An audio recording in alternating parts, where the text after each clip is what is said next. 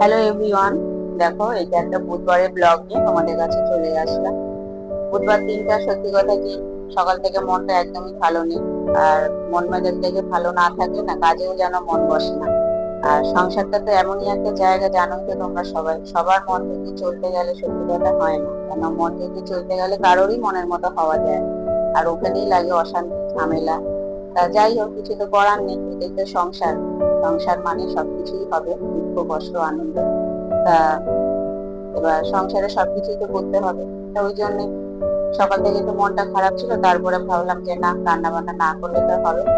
তা তারপরে দেখো, রান্নার জন্য ওই দিন খুব সিম্পল ভাবেই করেছিলাম, কেন ওই দিনটা ছেলের পরীক্ষা ছিল না, বুধবার দিন। তাই একটু কুমড়ো ভেজে নিয়েছি, ভেজে শুকনো লঙ্কাও ভেজে নিয়েছি, রসুন সাথে দিয়ে একটুখানি ভর্তা মতো করে নিয়েছি। পেঁয়াজ কেটে নিয়েছিলাম, কাঁচা পেঁয়াজ। আর ওদিকে ভাতটাও হয়ে গেছে, ভাতটা হয়ে যাওয়ার পরে কুমড়ো ভাজাটা ভালোভাবেই হয়ে গেছে, হয়ে আমি তারপর কি করলাম, নামিয়ে নিলাম। নামিয়ে নিয়ে ওদিকে হচ্ছে একটু ঠান্ডা করতে দিলাম টেবিলের মধ্যে। আর এদিকে মা হচ্ছে, জানো তো, আগের দিন একটু আর মাছ এনেছিল। মানে এগুলো যখন বাজারে যায় তখন পেলে কি আগে থেকে এনে রেখে দেয় ফ্রিজে। তারপরে মাকে বললাম, মা তুমি তাহলে আর মাছটাকে একটু নুন হলুদ আর কাঁচা তেল, সর্ষের তেল একটু মেখে রেখে দাও। রেখে মা বাজারে চলে গেল। তারপরে আমি কি করলাম, একটা একটা করে সব ভালো করে এইভাবে করে ভেজে নিয়েছি। আর মাছ জানোই তো, ভাজতে গেলে কি মানে এত ফুটফাট করে ফোটে, আমারও খুব ভয় লাগে। ওই জন্য আমি চাপা দিয়ে মানে একটু সরে গেছিলাম।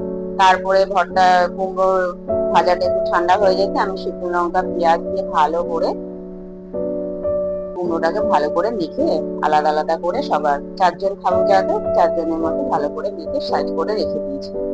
আর এদিকে মাছগুলো ভাজতে ভাজতে আমি যে আদা রসুনটা একটু হালকা করে থেতো করে নিচ্ছিলাম। শিলে বাটলে হতো, আর শিলে আর বাটিনি, আমি জানি না, এতেই আর কি বেটে রেখেছি। আর ওদিকে দেখো মাছটা ভাজছি, আর আমি একটু সাইড হয়ে দাঁড়িয়ে আছি, কেন চাপা দিয়ে রেখেছি, এত ভয় লাগছে, মানে ও ফেটেই যাচ্ছে, ফুট ফাট করে ফাটছে।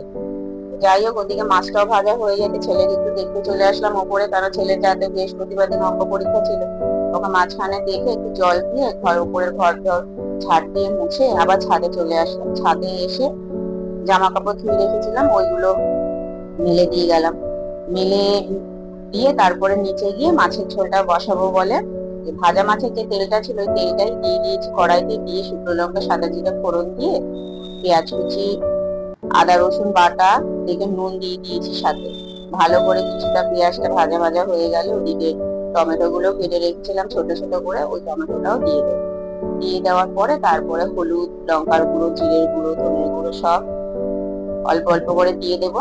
অল্প না, পরিমাণ মতোই দেবো, কারণ এটাতে আমি ঝাল করবো।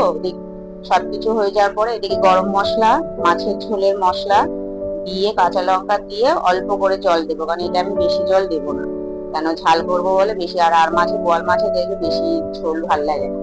তারপরে ভাজা মাছগুলো দিয়ে দেবো, সাথে একটু ধনে পাতাও দেবো, কারণ ধনে পাতা এগুলোতে দিলে বেশ ভালো লাগে। তারপর স্নান করে পুজো দিয়ে খেতে বসে যাবো।